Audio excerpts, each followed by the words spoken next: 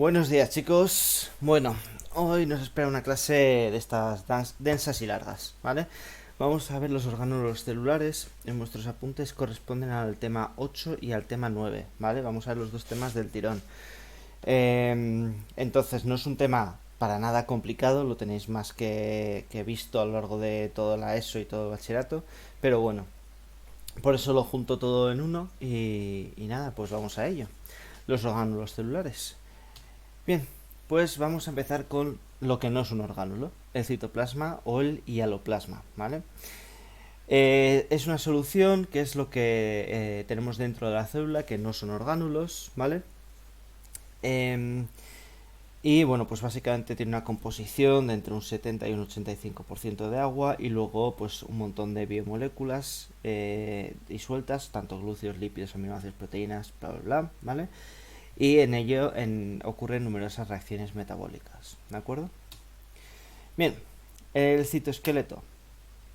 El citoesqueleto es una red de filamentos que hay dentro de las células y bueno, se van a encargar principalmente de dar forma a la célula y de los movimientos tanto de la célula como de los orgánulos celulares en el interior, ¿vale? Además van a crear una serie de estructuras que veremos después. Distinguimos tres tipos de filamentos. Tenemos los microfilamentos, ¿vale? O filamentos de actina, los filamentos intermedios y los microtúbulos. Bien, vamos primero con los filamentos de actina o los microfilamentos. Se llaman así porque son los más pequeños, ¿vale? Veis que tienen un grosor de unos 7 nanómetros. Ay, tengo un estornudo. Bien, están formados por actina, que es un tipo de proteína, ¿vale? Son fibras largas y elásticas y flexibles, ¿vale? Se encuentran dispersos por el citoplasma, aunque abundan mucho en gran cantidad justo debajo de la membrana plasmática. Son muy abundantes también en las fibras musculares, porque junto con la miosina se van a encargar de la contracción muscular. Se va a encargar sobre todo de la forma y del movimiento celular de la célula, obviamente, ¿vale? Y bueno, pues puede sustentar, por ejemplo, las microvellosidades o también encargarse de los pseudopodos, ¿vale? Para la actina necesitamos la presencia de ATP porque es gracias al ATP que se va a generar esa contracción, ¿vale? Bueno, vamos con los microtúbulos, ¿vale? Los microtúbulos son los que tienen mayor grosor, ¿de acuerdo? Y bueno, están formados por dímeros de proteínas globulares, ¿vale? Estos dímeros son la alfa y la beta tubulina, ¿vale? Veis que son estas bolitas de diferentes colores, ¿vale? El azul es la beta y el naranja el alfa, ¿de acuerdo? Bien, pues estos microtúbulos son cilindros largos, rectos y huecos en el interior, ¿vale? Eh, en las células animales van a crecer a partir del centrosoma, que luego veremos lo que es, y se extienden hacia la periferia celular, generando un sistema a través del cual pueden desplazarse las vesículas y los orgánulos. Sobre todo cuando hablemos después del sistema endomembranoso y las vesículas en movimiento, tener en cuenta que son los microtúbulos que se van a encargar de mover eso, ¿de acuerdo? Y luego también, pues, en la división celular, por ejemplo, se van a encargar de arrastrar los cromosomas, ¿vale? Eh, También van a formar parte de las estructuras de los cilios y los flagelos, ¿vale? La estructura interna de ambas están formadas por microtúbulos, que lo veremos después, ¿de acuerdo? Bien. ¿Dónde los localizamos? Bueno, pues tenemos en el citoplasma dispersos, ¿vale? Luego tenemos los mitóticos que forman el uso acromático, eso lo veremos cuando veamos más la división celular. Ciliares, ¿vale? Los que están en la base, en el centro y en el eje de los cilios. Y centriolares, que son los que forman los centriolos, ¿vale? Muy bien. Y pasamos luego ya a los filamentos intermedios. Se llaman así porque son de un grosor intermedio entre los microfilamentos y los microtúbulos, ¿vale? Como veis aquí, de entre 8 y 12 nanómetros, 8 y 10 nanómetros, bueno, por ahí anda, ¿vale? Eh, Bien, están formados por una multitud de hebras de proteínas fibrosas y alargadas, ¿vale? Los veis aquí, ¿vale? Son fibras de proteínas de diferente naturaleza, ¿vale? Y su función es una función estructural. Permiten a las células soportar las tensiones mecánicas que se producen al ser estiradas, ¿vale? O sea, por ejemplo, si vosotros ahora os pellizcáis la piel, pues todas esas células que forman la piel van a ser estiradas en ese momento y luego volverán a su estado inicial. Eso es gracias a esos filamentos intermedios que no se rompen, ¿vale? En este caso, bueno, pues los filamentos, los microtúbulos y en los microfilamentos hay polaridad, tienen un polo positivo, un polo negativo por donde crece y disminuye. En este caso no lo tienen, ¿vale?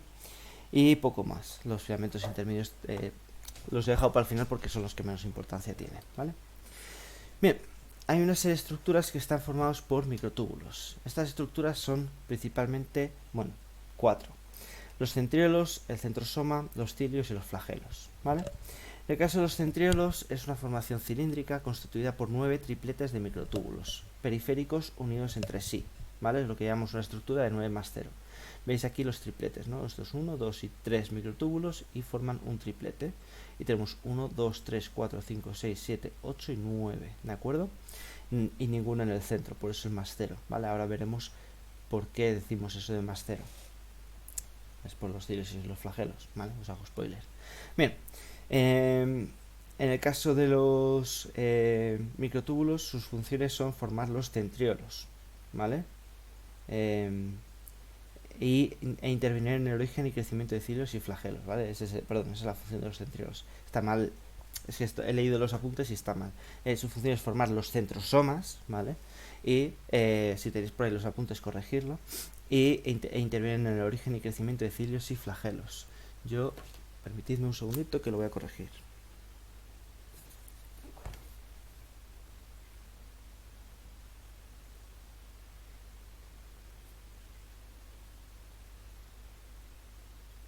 Vale, muy bien. Luego tendríamos los centrosomas, ¿vale? Es una estructura que se localiza generalmente cerca del núcleo, ¿vale? Y en células animales interfásicas, es decir, cuando no se están dividiendo. Cuando se están dividiendo, ¿qué ocurre? Lo que van a formar es el uso acromático, ¿vale? O el uso mitótico para llevarse hacia los lados los cromosomas, ¿vale? Eso lo sabéis porque cuando hacemos la mitosis y la meiosis os lo he hecho dibujar 20 veces y siempre os dibujo los centrosomas, ¿vale? Son esos barriletes y con orientación, generalmente se orienta uno en vertical y el otro en horizontal, con un ángulo aproximado de 90 grados, ¿vale? Cuando el núcleo está en interfase, lo que forma es el centro organizador de microtúbulos, ¿vale? Entonces se van a encargar de organizar los microtúbulos del resto de la célula. Bien, luego tendríamos los cilios y los flagelos, ¿de acuerdo? Los cilios y los flagelos son estructuras que permiten el movimiento, ¿vale? Los cilios son bastante numerosos y cortitos y los flagelos normalmente son uno, ¿vale? Aunque según algunos pueden tener 2 y 3 flagelos y mucho más largos, ¿vale? Bien, la estructura de los cilios y los flagelos lo que van a hacer, en la base se va a encontrar un centriolo que va a empezar a elongar los microtúbulos, ¿vale? Como veis, esto son 9 tripletes, ¿de acuerdo? Por eso es la base, ¿de acuerdo? El cuerpo basal. Luego tenemos una zona de transición donde en lugar de 9 tripletes pasamos a tener 9 dipletes, ¿vale? Donde vamos a tener en lugar de 3 microtúbulos solo 2 y están unidos entre ellos, ¿vale? Bueno, aquí os explica un poco la organización de los tripletes, ¿de acuerdo? Cada triplete tiene un número de microtúbulos, pero comparten 4, ¿vale? Entre sí. Bueno, a partir de la zona de transición pasamos a lo que es la zona de elongación, ¿de acuerdo? O el tallo o axonema también se llama, ¿vale? En este caso el tallo o axonema son 9 más 2 centrales, ¿vale? El par central no comparten microtúbulos, ¿de acuerdo? Ya no comparten fibras, ¿de acuerdo? Bueno, pues básicamente eso, ¿de acuerdo? No vamos a entrar en mucho más detalle, pero bueno, que lo sepáis. Bien, pasamos a los orgánulos sin membrana. ¿vale? Son básicamente dos, y dentro de básicamente dos, uno muy importante y el otro es casi residual, ¿vale? Bien, los ribosomas, muy importante. Función de los ribosomas, lo tenéis que saber, vamos, mejor que vuestro nombre. Síntesis de proteínas, ¿vale? Los ribosomas son partículas subcelulares sin membrana que están en todas las células, ¿vale? Tanto procariotas como eucariotas. La diferencia es el tamaño, ¿vale? Están formados por proteínas y por ARN ribosómico, ¿vale? Eso constituye un 20% del ribosoma. ¿Qué constituye el otro 80%? Agua, básicamente, ¿vale? Bien, está formado por dos subunidades, una subunidad grande y una subunidad pequeña, ¿vale?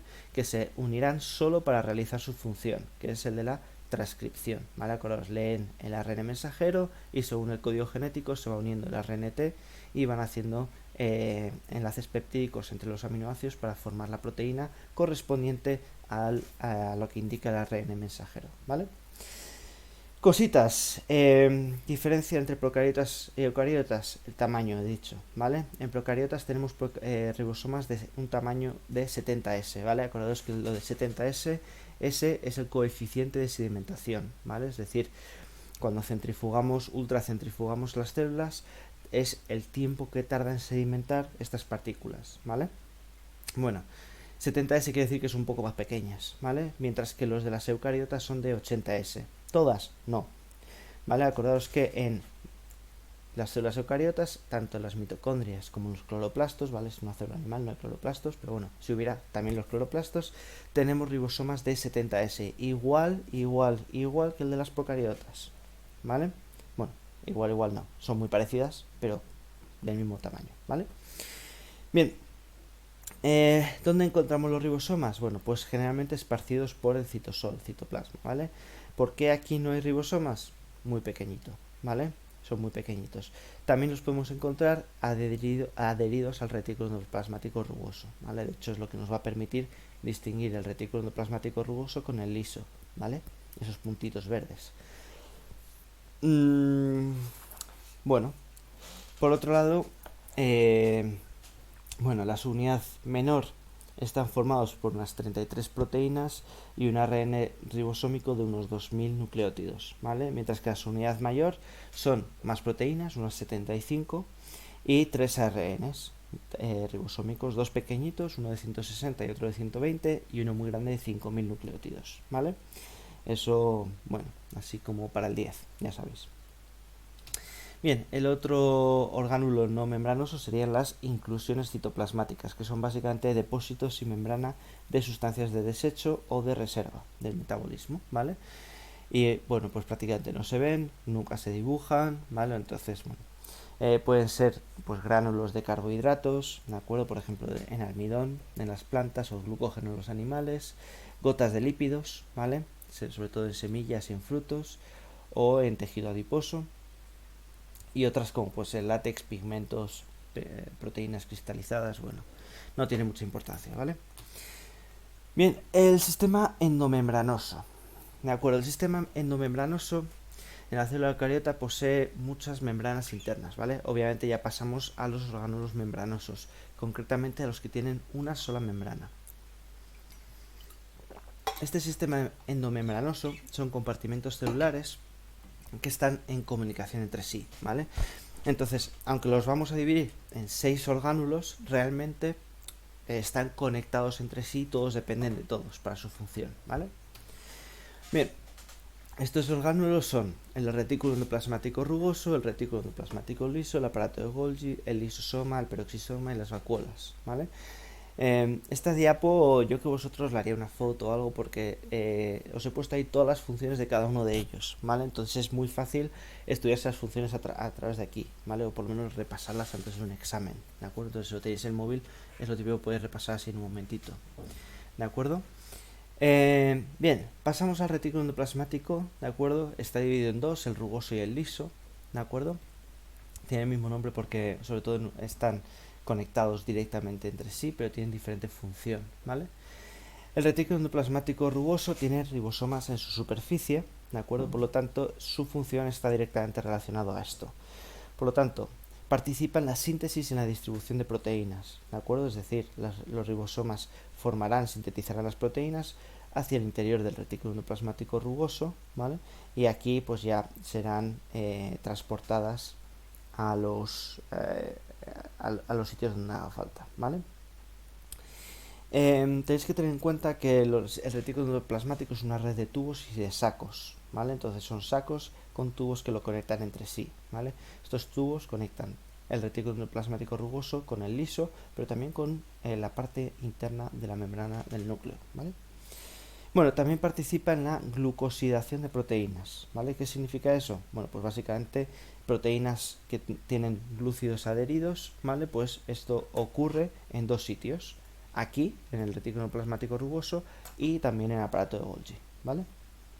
Bien, nada, no tiene mucha complicación, ¿vale? El liso, aquí sí que hay más complicación, ¿vale? El liso normalmente en cursos inferiores lo dejo pues como que existe, o que fabrica lípidos y poco más. Sin embargo, veis que en cuanto a funciones le gana y por mucho al rugoso, ¿vale?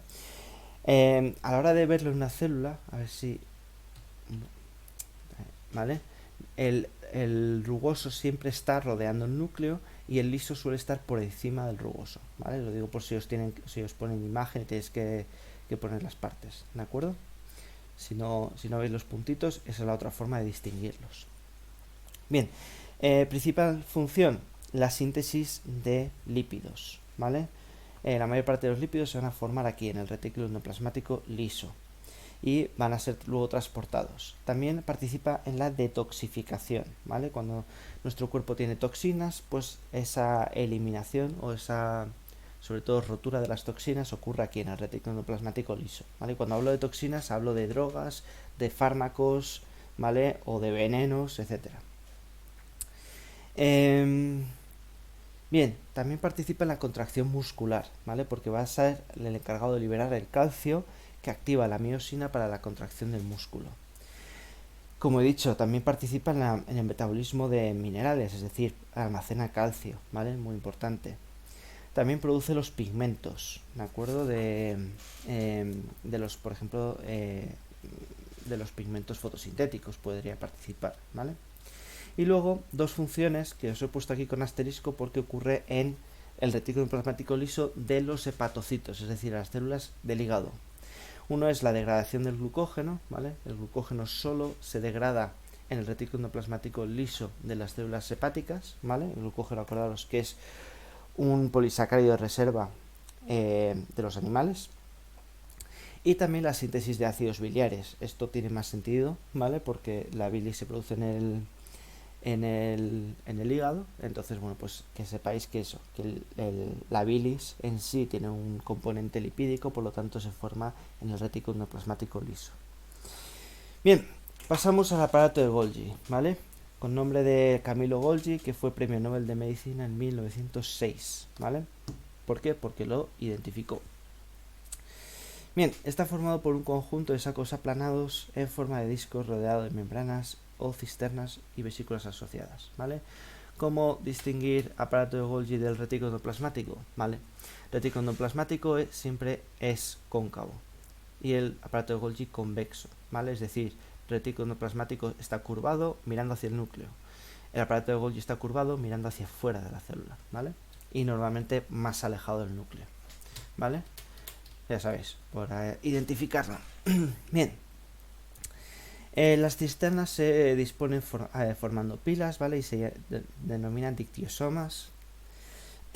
Y bueno, una célula puede tener uno o más dictiosomas, ¿vale? Es decir, lo que normalmente decimos uno o más aparatos de Golgi, ¿de acuerdo? Su principal, bueno, tiene dos caras, ¿vale? La cara cis y la cara trans, ¿de acuerdo? La cara cis es la que se aproxima al retículo y la cara trans es la que está más alejada del retículo.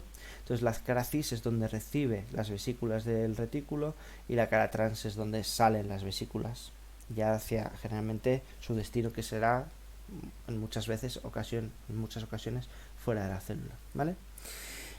Bien, además entre los diferentes sacos va a haber vesículas de transporte, ¿vale? que comuniquen unos sacos con otros. Estas vesículas van a ser pues las denominadas vesículas de transporte o vesículas de transición. Bien, funciones del aparato de Golgi. Bueno, principal función que diga. Modificación, empaquetamiento, transporte, distribución y secreción de las moléculas sintetizadas del retículo endoplasmático, ¿vale? Es decir, tanto las proteínas como los lípidos del retículo endoplasmático van a llegar al aparato de Golgi. Y en este aparato de Golgi van a pasar de cisterna en cisterna sufriendo modificaciones, ¿vale? Es decir, las proteínas y los lípidos irán madurando. Al final se llevarán o se secretarán, ¿de acuerdo? Según lo que indique el aparato de Golgi, es decir, podrán acumularse formando los lisosomas primarios o podrán ir hacia afuera de la célula formando las vesículas de exocitosis, ¿de acuerdo? En cuanto a la función, cuando yo esto se lo explico a los peques, ¿vale? Siempre les digo lo mismo. Les digo, vale, el retículo endoplasmático son las fábricas, ¿vale? Ahí es donde se fabrican las cosas. Las vesículas son las camionetas de Seur, de MRV, de transporte en general, ¿vale? El aparato de Golgi es Amazon, ¿vale? Son los almacenes de Amazon. Es decir, las fábricas generan los objetos, los transportan hasta Amazon, que sería el aparato de Golgi, y el aparato de Golgi pues los va a modificar, los va a empaquetar y los va a distribuir a los compradores, ¿vale? Entonces yo cuando compro un paquete se fabrica en el retículo, se manda a los almacenes de Amazon y los almacenes de Amazon lo empaquetan, le ponen una etiqueta con mi dirección, mi nombre, lo vuelven a meter en otra camioneta y ya me lo traen a casa, ¿vale? Bueno, sí, es una metáfora muy mala, pero bueno, yo creo que eso ayuda un poco a entender todo eso. Otra función muy importante, la regeneración de la membrana plasmática, ¿vale? El aparato de Golgi se va a encargar de hacer membrana plasmática y puede incrementarla o repararla mandando vesículas, ¿vale? También participa en la glucosidación, como ya lo he explicado, y también participa en la síntesis de los polisacáridos, ¿vale? Tanto en células vegetales, creando sobre todo los polisacáridos que van a formar la pared celular, ¿de acuerdo? Muy bien, pasamos ya a los tres últimos, ¿vale? Mucho más rápido. Los lisosomas son orgánulos de membrana sencilla que en su interior tienen enzimas hidrolíticas, ¿vale? Aparece ahí. Por lo tanto, su función es la digestión celular, ¿de acuerdo? Estas enzimas hidrolíticas van a romper por hidrólisis los enlaces moleculares, ¿vale? ¿Qué ocurre? Que bueno, son enzimas que participan a un pH determinado, ¿de acuerdo? Entonces, cuando están las enzimas hidrolíticas desactivadas, no funcionan, ¿vale? Eso es lo que llamamos un lisosoma primario y es lo que forma el aparato de Golgi, ¿vale? Ese lisosoma primario tiene esas enzimas desactivadas, pero cuando el lisosoma se une a una vesícula, a lo que sea, o incluso se puede verter las enzimas hacia el exterior, como pueden ser en las células del estómago, ¿vale? Pero cuando se fusiona un lisosoma primario con una vacuola, lo que formamos es un lisosoma secundario. Y en ese momento lo que ocurre es que hay unas proteínas en la membrana plasmática que son bombas de protones. Entonces van a empezar a meter protones en el interior y activan, bueno, obviamente al meter protones baja el pH y activa las enzimas hidrolíticas.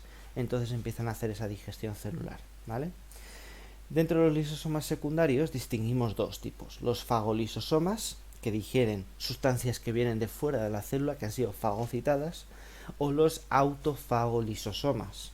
Tiene la palabra auto, por lo tanto es a sí mismo, ¿vale? Es digerir material que es propio de la célula, ¿vale? O sea, es que hay por ahí una pregunta de tipos de lisosomas, una o dos preguntas, ¿vale? Bueno, los peroxisomas, ¿vale? Menos conocidos, en su interior tienen también enzimas, pero en lugar de ser hidrolíticas son oxidativas, ¿vale? Lo que hacen es por oxidación degradan. Por lo tanto, participan en uno de los metabolismos más importantes, que es la beta-oxidación, ¿vale? La propia reacción, la propia ruta metabólica tiene el nombre, ¿vale? De oxidación. Acordaos que es la oxidación de los lípidos, ¿vale? Ya lo veremos en el metabolismo. También participa en la síntesis de lípidos, también oxida NADH, ¿vale? Para reciclarlo, para que no se sature la cadena transportadora de electrones en la mitocondria, ¿vale? También parte del metabolismo, y también controlan los niveles de oxígeno, ¿vale? Y ya por último las vacuolas, ¿vale? No os he enseñado tanto los lisosomas como los peroxisomas en la célula, ahora os los enseño, ¿vale? Pero las vacuolas sí que es raro que os pidan identificar lisosomas y peroxisomas, pero vacuolas no, ¿vale? ¿Por qué? Porque en las células vegetales son enormes, ¿vale? Ocupan, pues como podéis ver, normalmente 50% o más de la célula. Por lo tanto, cuando veáis una célula vegetal y veáis ahí una masa enorme, no lo pongáis núcleo, ¿vale? El núcleo suele ser redondito y se suele desplazar hacia uno de los lados porque la vacuola es tan grande que lo mueve, ¿vale? Función de la vacuola, sencillísimo, almacenar sustancias, punto, ¿vale? Vamos a una célula y a ver si lo vemos, ¿de acuerdo? Estas redonditas serían los lisosomas, ¿vale? Los lisosomas son más redonditas que las vacuolas, que suelen ser un poco más aplanadas, ¿de acuerdo? Pero exisomas no creo que os pidan identificarlo, ¿vale? Y las vacuolas suelen ser más grandes, que tampoco hay aquí, ¿vale? Luego más adelante os enseño la célula vegetal, bueno, hay una aquí, ¿vale? Esto sería una célula vegetal y veis aquí la vacuola, que es enorme. Bien, el sistema de endomembranas, como veis, está conectado, ¿vale? Son un montón de orgánulos membranosos que están conectados entre sí. Hay un transporte siempre entre ellos, ¿vale? Pero este transporte siempre es unidireccional. Empieza en el retículo endoplasmático, aparato de Golgi en la cara trans, y van pasando de cisterna a cisterna hasta la cara cis, y luego ya de la cara cis, pues, o pasa a ser parte de la célula o sale hacia afuera, ¿vale? Vesículas de secreción, ¿vale? Lisosomas que pueden ir hacia afuera o quedarse en el interior, ¿vale? Muy bien. Pasamos a lo que correspondería al tema 9, ¿vale? Que son los orgánulos celulares con doble membrana. Y empezamos con el núcleo, ¿vale? Núcleo, muy muy importante, ¿vale? Doble membrana, está en el interior y función principal es la de replicar el ADN, transcribir los ácidos nucleicos y almacenar la información genética, ¿vale? Bueno, ¿toda la información genética? No, ya sabéis que tanto en mitocondrias como en cloroplastos hay algo de ADN.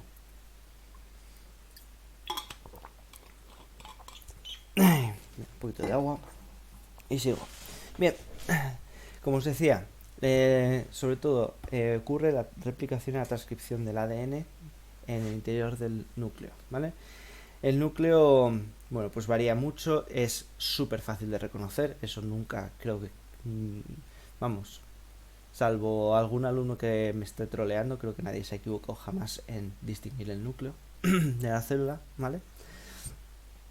Y dentro del núcleo tenemos que localizar diferentes partes, ¿vale? Tenemos la membrana externa y la membrana interna. He dicho que tienen una doble membrana, ¿vale? Por lo tanto, si hay doble membrana, hay espacio intermembrana, ¿vale?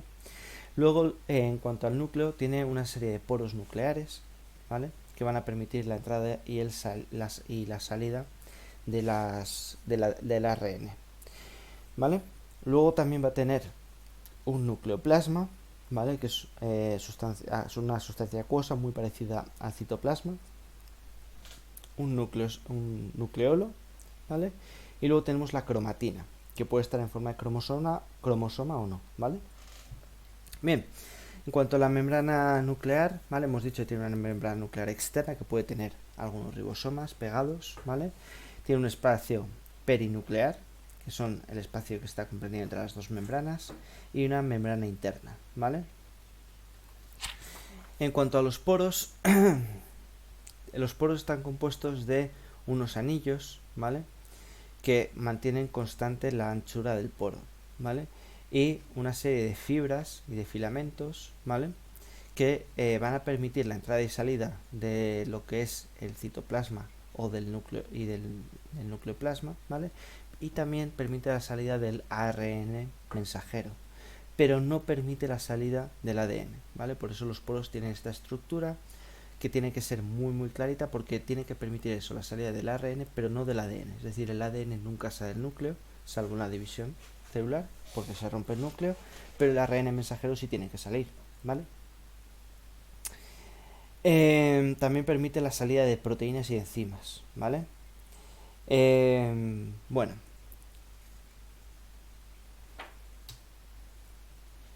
Bien, en cuanto al nucleoplasma, ¿de acuerdo? Pues como os digo, sobre todo lo que hay que saber es que tiene una composición muy parecida a al hialoplasma, no me salía.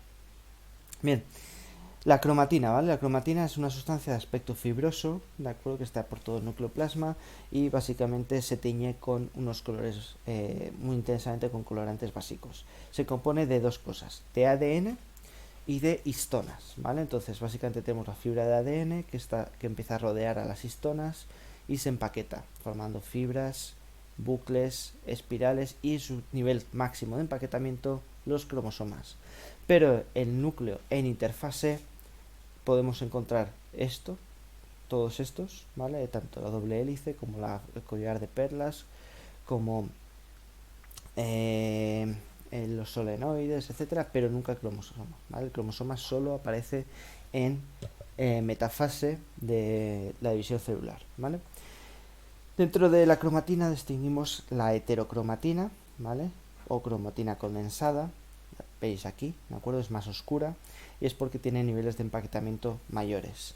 Y la eucromatina, que se tiñe más clara porque está mucho más descondensada. O sea, principalmente estos dos, ¿vale? La eucromatina principalmente va a ser el ADN que se usa más, ¿de acuerdo? Por eso se deja menos condensada, ¿vale? Muy bien. Uy, me he pasado. Funciones de la cromatina, pues muy sencillo, proporciona la información genética necesaria para la transcripción y la síntesis del ARN, conservar y transmitir la información genética contenida en el ADN, para ello se produce una duplicación del ADN, ¿vale? Y bueno, pues la función de la cromatina va a depender sobre todo de su grado de empaquetamiento, ¿vale? Bueno, luego tendríamos el nucleolo. El nucleolo es una estructura que está dentro del núcleo, ¿de acuerdo? Generalmente se dibuja uno, aunque puede haber más de uno, ¿vale? Pero bueno, ya os digo yo, dudo que os ponga más de uno, ¿vale? Y bueno, el nucleolo principalmente su función es la de sintetizar el ARN ribosómico, ¿vale? Decía antes que había en el ARN ribosómico varias fibras de ARN, ¿vale? Y todas menos una se forman en el nucleolo. Hay una que se forma en el núcleo, ¿vale? Bueno, hay dos zonas, el centro fibrilar, ¿vale? Y el componente granular. El componente granular corresponde a las unidades de ribosomas, ¿vale? En proceso de maduración, mientras que la zona fibrilar son moléculas de ARN ribosómico asociadas a proteínas, ¿vale? Vale, ya os he dicho las funciones. Bien, el núcleo en división aparece nuestras queridas cromosomas, ¿vale? Acordaos que el núcleo, cuando se empieza la división, en la profase se desintegra el núcleo, concretamente la membrana y el nucleolo, pero la cromatina se va a condensar y va a formar los cromosomas, ¿vale? Bien, los cromosomas son estas estructuras en forma de bastoncillo que bien conocéis y está compuesto de ADN y de histonas, ¿vale? Cada fibra de cromatina va a formar un cromosoma, ¿vale? Bueno, concretamente cuando son cromosomas con dos cromátidas estarán formados por dos fibras, ¿vale? Su función básica es facilitar el reparto de información genética, ¿vale? Es decir, gracias a los cromosomas el reparto es siempre igualitario y, bueno, casi siempre igualitario, ¿vale? Salvo que haya error.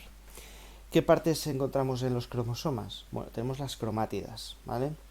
Los cromosomas pueden estar formados por una o dos cromátidas. Al principio de la división serán dos, después una, ¿vale? Y después de la fase S tendríamos ya otras dos cromátidas, ¿vale? Las cromátidas son iguales, es decir, lo que tengo aquí, lo tengo aquí, idéntico, exactamente igual, ¿vale? Siempre pongo la misma tontería. Si en una cromatida tengo aquí color de ojos marrón, aquí voy a tener color de ojos marrón, ¿vale? En cromosomas homólogos podemos tener color de ojos, ¿vale? Pero uno me puede decir marrón y el otro me puede decir azul, por ejemplo, ¿vale? Bien, luego tendríamos el centrómero, ¿vale? Que es esta zona, esta constricción. Se llama así porque, bueno, en los cromosomas metacéntricos está en el centro, ¿vale? Y alrededor tenemos el cinetocoro, que es una estructura proteica que es por donde se ancla el uso mitótico cuando va a separar los cromosomas, ¿vale?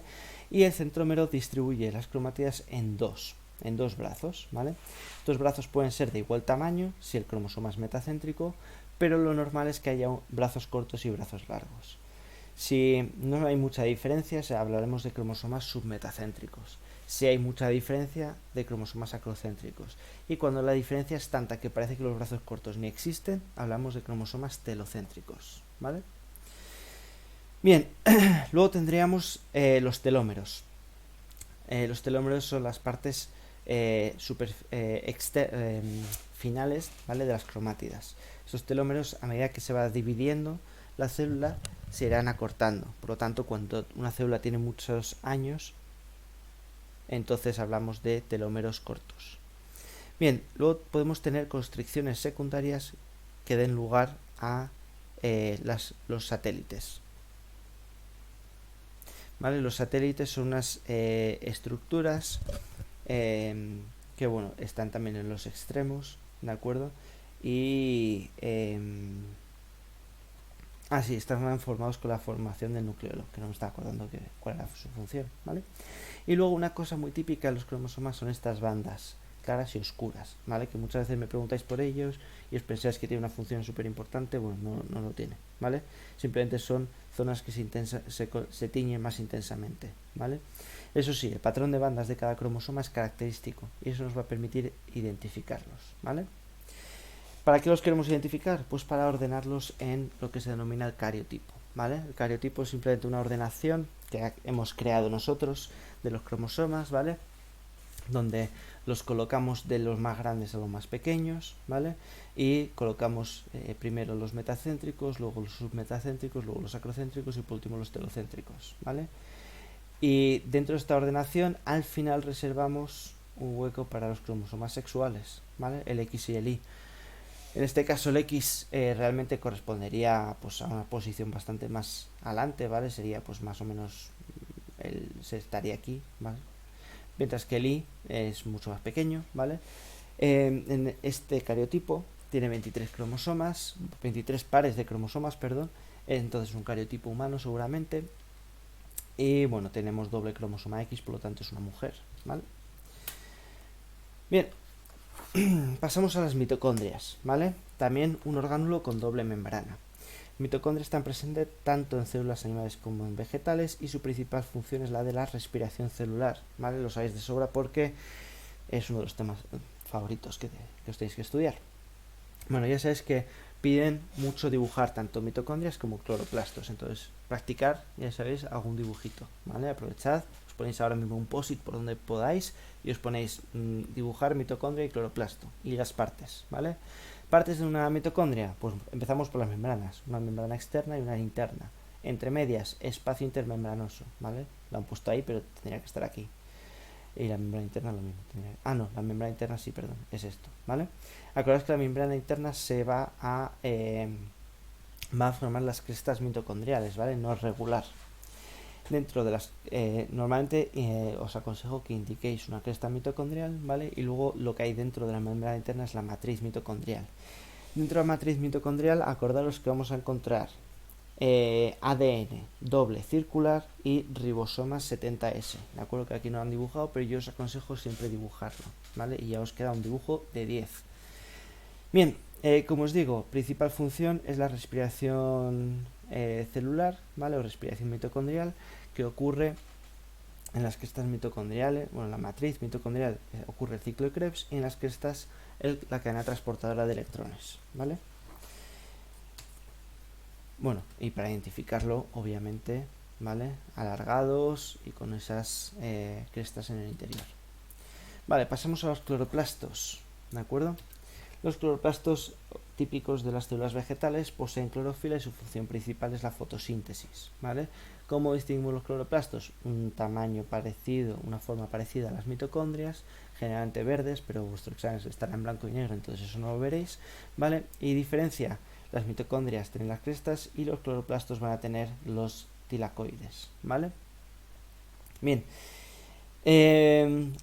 practicar más que el dibujo de la mitocondria, que ese normalmente lo tenéis más que practicado, practicar este. el de los cloroplastos, ¿vale? Si vais a hacer uno, practicadme el de los cloroplastos, por favor. Os aconsejo practicar los dos. Vale, partes. Membrana externa, membrana interna, las dos son bastante regulares y espacio intermembrana, ¿vale? Hasta ahí, muy parecido. Y luego, dentro del espacio intermembrana lo que tenemos es el estroma, ¿vale? ¿Que no os acordáis el nombre estroma? Mal. Pero si no os acordáis, ponéis matriz cloroplástica, yo que sé, os lo inventáis, ¿vale? No lo dejéis en blanco. Pero es muy importante porque dentro del estroma es donde ocurre la fotosíntesis, ¿vale? Depende de las partes de la fotosíntesis, la fase oscura ocurre en el estroma, la fase luminosa en los tilacoides, ¿vale? Bien, luego los tilacoides son estos paquetitos, ¿vale? Y estos paquetitos normalmente se apilan unos encima de otros formando los grana, ¿de acuerdo? Acordaros también ADN doble circular y ribosomas 70S, ¿de acuerdo? Y eso ya sería dibujo de 10.